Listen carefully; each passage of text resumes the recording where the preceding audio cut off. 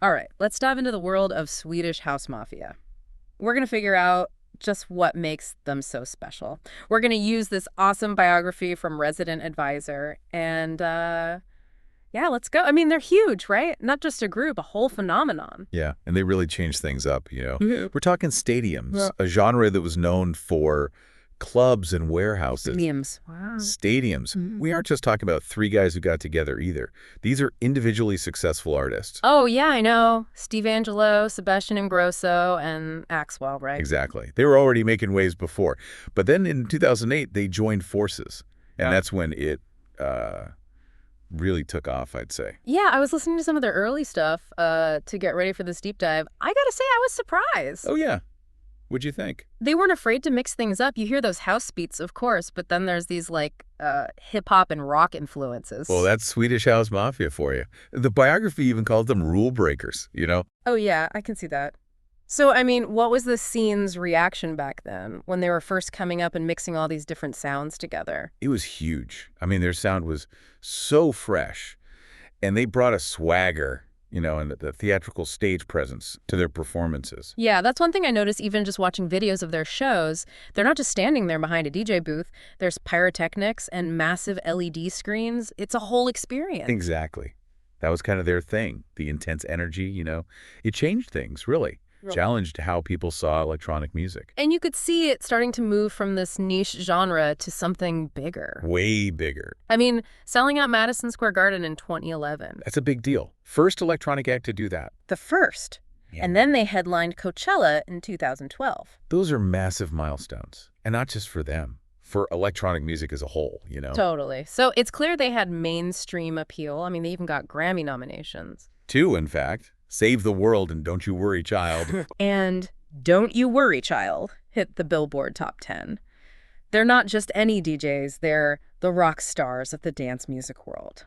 That's a direct quote from the biography, by the way. And you know, I'm starting to understand why. What do you think it was about those tracks, those specific tracks, that resonated so widely? Enough for Grammy nods. Both tracks, they have that anthemic quality that's really characteristic of Swedish House Mafia. A kind of euphoria. Oh, yeah, I can feel that. The sense of hope in the melodies and in the lyrics. People connected with that, I think, especially Don't You Worry, Child. Soaring vocals, powerful message of resilience, really captured something, you know? Yeah, that's true. Plus, their productions, top-notch. Very polished. Helped them cross over to a much wider audience. So it feels like a lot of things were kind of coming together for them at that time. And then they went on hiatus for 5 years. They did. But they came back in style. Oh, tell me about it. I wasn't at Ultra Music Festival in 2018, but I saw the videos. That surprise reunion must have blown the roof off. Oh, it was huge. A big moment. Not just the reunion, but it also signaled their commitment to a new chapter. I like that, a new chapter. So this new chapter would eventually become their debut album, Paradise Again, which came out in 2022. And it's interesting to think about, you know, why, after all that success, singles, live shows, why focus on a full album at this point in their career? A good question. Yeah, and they weren't interested in recreating their old sound either. Steve Angello even said, quote, "We were on a quest to find sounds we had never heard before." Sounds pretty intentional, like they were deliberately evolving their music. Definitely. Paradise Again wasn't just a collection of tracks. They wanted it to be a cohesive whole. Oh, interesting. Sebastian Ingrosso called them Swedish House Mafia songs. You know, unified vision and sound. And they took their time. 2 years in the studio. Wow, 2 years, huh? That's dedication. So 2 years in the studio experimenting with new sounds. Anything else? Well, get this. They even started using analog synths. Pretty interesting when you think about how their music is so associated with that big, you know, digital sound. Okay, hold on, back up. Analog synths. I'm intrigued now. So they're known for this massive, stadium-filling electronic music. Why go back to analog synths for Paradise Again? What does that even bring to the table? Sonically, I mean. Analog synths, they have this warmth and texture, something that digital synths sometimes just lack. And they can be unpredictable, a little rough around the edges, you know, that can add a really organic element to the music. I see, yeah. It's almost like they were contrasting the sleekness of their earlier work with something more raw and human. You know what? That's a really good point. And it seems to work. The album definitely has that Swedish House Mafia energy, but there's also this depth, like a sonic richness. I haven't really heard that in their earlier stuff. It's like familiar, but completely new at the same time. Exactly. They were blending their signature style with all this fresh experimentation. Really shows how dedicated they were to evolving their sound. It wasn't about just, riding the wave of their past success. They were pushing themselves. Creatively, I mean. Okay, so 2 years, new sounds, analog synths. They really put a lot of thought and effort into this album. But what about the title, Paradise Again? Where did that come from? Well, the biography talks about how they see it representing a moment in your life you want to relive again. Oh, wow. I think they were going for something universal. We all have those moments, those experiences we wish we could go back to, feelings we want to recapture. Oh, totally. Like, I'm already thinking about those special nights, with friends, dancing to their music. It's crazy how music can just, transport you back to those feelings. But did they ever explain what Paradise Again meant for them personally? It's hard to say, really. They don't get too specific in the biography. But, read between the lines, I kind of think it represents their return to music. That renewed passion, creating, performing together, the whole thing. Oh, that's interesting. After all, they did walk away from Swedish House Mafia at the height of their success. True, yeah. So coming back, rediscovering that spark, maybe that was their paradise, regained. I like that interpretation. And they definitely didn't come back quietly. Paradise Again debuted in the top 10 on a bunch of global charts. Oh, yeah, it was huge. Including #1 on Billboard's Top Dance Electronic Albums chart. And the critics loved it. Pitchfork praised its sonic richness. NME called it a return to their rock star status. They hit it out of the park with this album. They did. And it wasn't just the critics. Moth to a Flame, their track with The Weeknd, that just exploded. Oh, yeah. That was everywhere. Multi-platinum or gold in 9 territories featured on The Weeknd's album, Dawn FM. They even contributed to a couple other tracks on that album, too. Sacrifice and How Do I Make You Love Me? Yeah. It's like they were feeding off each other's creative energy. So how did that collaboration even happen? Was it a deliberate choice to work with The Weeknd or more organic? It sounds like a bit of both, actually. They were already fans of each other. The timing was right. But it's cool that Moth to a Flame ended up sounding different from both their usual styles. Yeah. The Weeknd brought his vocals, obviously, but the production, that was classic Swedish House Mafia. I see what you mean. That push and pull between familiar and unexpected. But it wasn't all about The Weeknd. They had some other awesome collaborations on Paradise Again, too. Sting on Red Light, A.P. Rocky on Frankenstein, Sina Bose on Don't Go Mad. It's like a who's who of music. And each collab brings something different to the album. Totally. Sting's voice adds a layer of, gravitas to Red Light. Oh, for sure. A.P. Rocky brings that streetwise vibe to Frankenstein, and Sina Bose, her vocals just elevate Don't Go Mad. You know what I'm curious about? What do you think draws all these different artists to collaborate with Swedish House Mafia? Is it just their name, their stadium-filling status, or is there something more? I think it goes deeper than just fame, They've got this reputation for being great collaborators. They're open to new ideas. Like, they actually want to push creative boundaries. Yeah, that's a good point. And they're not afraid to let their collaborators shine, give them space to experiment within their music. I think that's appealing to artists like Sting or A.P. Rocky or Sina Bose. Yeah, it's not just about adding a big name to the track list. It's about making something, special together, pushing everyone creatively. Exactly. It really shows their open-mindedness and their genuine love for the music. I mean, they don't just make music, they curate experiences. Oh, I love how you put that. They curate experiences, which actually brings me to their live shows. I read somewhere that they were actually hesitant to even release an album, They felt like their strength is in their performances. The music was just one element. Yeah, that makes sense. Their shows are legendary. Oh, I know. I've seen the videos online. Those massive LED screens, the pyrotechnics, the energy from the crowd. It's immersive. It looks incredible. The music is almost like the soundtrack, a real spectacle, a celebration of electronic music unlike anything else. So they were hesitant to make an album? That surprises me, actually. It seems like such a natural step for a musician. Well, it wasn't that they were totally against albums. It's more that they felt like their music needed to be experienced live. But then Paradise Again came along, and I think it really proved them wrong. You think so? Yeah. They were able to translate that energy, that emotion, into a studio recording. That's true. And they didn't just try to, recreate their live show on the album. It has depth, texture, vulnerability even. You don't always find that in stadium electronic music. Right. It's interesting. So what do you think led to that evolution, that change? I think it was a lot of things. They had matured as artists. They had something to say. They were experimenting with new sounds, with analog synths, and they were collaborating, bringing in those fresh perspectives. It all just worked out perfectly. So to sum it all up, Paradise Again was a huge success. Critically, commercially, creatively, the whole package. But the biography also mentions that they see this album as just the beginning of a new chapter. What's your take on that? I think they're here to stay. They rediscovered that love for making music together, and they're not afraid to take risks, to explore new sonic territories. Plus, they just seem to be having a blast doing it. Yeah, it's clear they have a real bond, a camaraderie that goes beyond just being, bandmates. Definitely. The biography talks a lot about their history, their ups and downs, how it shaped their relationship, and that closeness. It comes through in their music and how they interact on stage.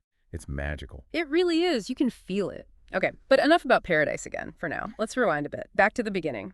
Tell me about their early days. Well, before Swedish House Mafia, they were already making a name for themselves, solo artists, collaborators, the whole thing. Wait, so before Swedish House Mafia, they were already well-known DJs and producers. What were their individual styles like? Yeah, pretty established in the scene, actually. Angello, he was known for that tech house sound. Okay. Sebastian Ingrosso, he was more into progressive house. Got it. And Axwell, he had a knack for making those melodic, feel-good anthems. Okay, so we have tech house, we have progressive house, we have these anthemic vibes. How did that all come together to create that, signature Swedish House Mafia sound? It's like they took the best parts of their individual styles and blended them together into something, new. Exciting. The energy of tech house, that emotional depth from the progressive house, and then the anthemic quality from Axwell, all fused together with their own flair. So pioneers of a new sound, basically. But was it unique right from the start, or did it evolve over time? It definitely evolved. Yeah. Their early tracks, like Get Dumb or Leave the World Behind, you can hear that signature energy, those driving beats. Yeah. But I'd say it was in their later hits that they really perfected that stadium-filling sound. Tracks like Miami to Ibiza or One. So they grew into their sound. Interesting. But what was it like for them, breaking into the electronic music scene? Well, the biography talks about how challenging it was, the late nights, the constant traveling, the pressure of performing all the time. Yeah, the music industry is tough. Not always glamorous. But how about their rise to fame? Was it gradual, or did they, explode onto the scene? A little bit of both, I think. They were building a following with those club gigs and early releases. But then their remix of Leave the World Behind, that went viral. Oh, wow. And suddenly they were on everyone's radar. So that was their big break, but it wasn't all luck, right? They had the talent, they put in the work, they had a vision. Oh, absolutely. They were driven, always pushing themselves creatively. Right. They took risks, experimented with sounds, collaborated. That's what made them stand out. And it wasn't just their music. Their stage shows were something else. They took the visual side of electronic music to a whole new level. Those massive LED screens, the pyrotechnics. Oh, yeah. They were masters of the spectacle. They got it, The power of that immersive experience, it wasn't just about the music. It was the lights, the visuals, the energy, the crowd, everything. So they really changed how we experience live electronic music. But beyond the stage shows and the groundbreaking sound, what do you think their lasting legacy will be? I think they'll be remembered for a few things. First, they brought electronic music to the masses. Broke down those barriers, introduced it to a much wider audience. For sure. Second, they took the live electronic music experience and elevated it. Their shows were legendary. They inspired so many other artists to really push the boundary. That's a great point. They weren't just musicians, they were visionaries. And finally, I think they'll be remembered for their music itself. Those anthems, those soaring melodies, those driving beats, they created something timeless, instantly recognizable. Totally. Music that makes you want to move, to dance, to celebrate. But they also weren't afraid to get, a little vulnerable, to make music that speaks to the soul. Like, Don't You Worry, Child. Absolutely. That song, it transcends genres. It connects with people on a different level. And, we haven't talked much about Don't You Worry, Child yet. It's their most famous song, the one that seems to connect with just about everyone, even people who aren't, big electronic music fans. It's crazy how that song took off. Why do you think it resonated so widely? Was it the lyrics, the melody, the production, or something else entirely? A mix of all those things, I think. The lyrics are simple but powerful. It's a message of hope, resilience. Then the melody, that's super catchy, uplifting, and the production is fantastic. It builds and builds to this epic climax. But there's also that overall feeling to the song, something that just connects with people. It's about overcoming tough times, finding strength, and that speaks to everyone. You're right. It's a song for a whole generation. And it's interesting to think about it now, after their reunion and Paradise again. It's like, Don't You Worry, Child was a message to themselves, like a reminder to stay strong, don't give up on your dreams. Oh, that's a beautiful way to look at it. Yeah. It really shows how their journey has come full circle. Huge success, a break, then they come back stronger than ever. They never gave up. Speaking of their journey, they've been through a lot. Highs, lows, breakthroughs, challenges. Has that affected their relationship? The biography says they have a really deep bond. A brotherhood, they call it. Built through all those years of collaborating, sharing everything. Seen it all together, huh? Seen each other at their best, their worst. And they've come out the other side stronger. It's inspiring to see that level of, camaraderie, especially in the music industry. It's not always easy. Okay, but enough looking back. Let's talk about the future. What's next for Swedish House Mafia? Who knows?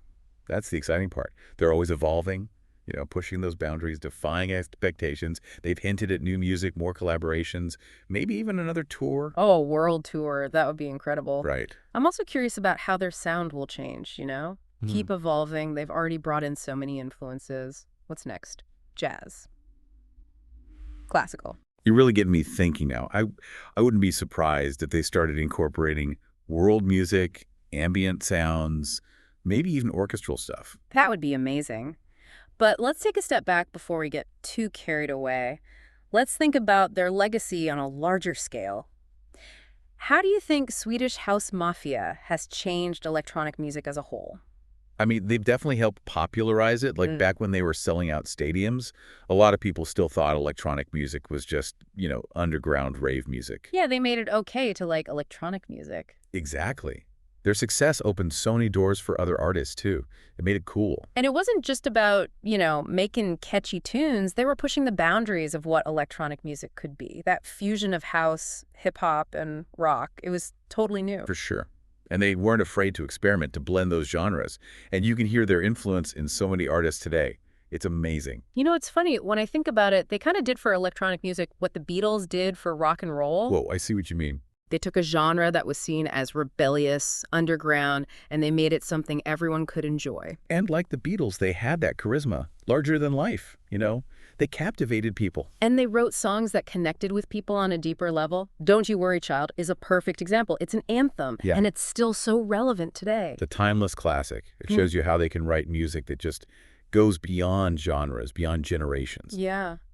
Speaking of crossing genres, what about their collaborations? They've worked with so many different artists. The Weeknd, Sting, AP, Rocky, Sinabo Say. It's crazy. So what do you think draws these artists to them? Besides their talent and success, of course. Of course. I think it's their reputation. They're open-minded collaborators. They're not afraid to try new things and experiment with different styles. Right. And they really seem to bring out the best in the people they work with. Moth to a Flame, wow. The Weeknd's vocals are amazing, and the production is so huge, so cinematic. It's like they created a whole new world. It's a masterpiece, for sure. It shows how they can push each other to create something really unique. And that's what's so great about them, right? That desire to keep growing, to explore new sounds, to push the limits of what's possible. I remember Sebastian Ingrosso said, Swedish House Mafia is the end game. What do you think he meant by that?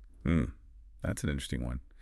I think he meant that this is it for them, creatively speaking. This is their life's work, It's not just a band, it's a vision.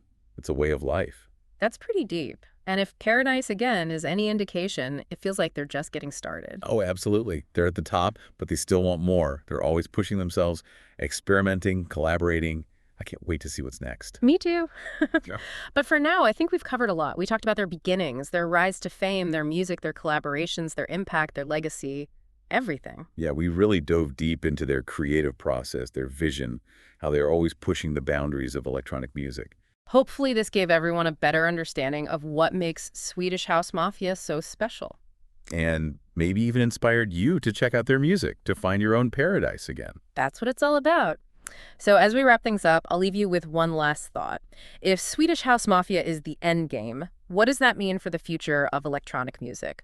What new sounds will they discover? What boundaries will they break? Who will they inspire? That's something for you to think about as you continue on your own musical journey. Thanks for joining us on this deep dive into the world of Swedish House Mafia.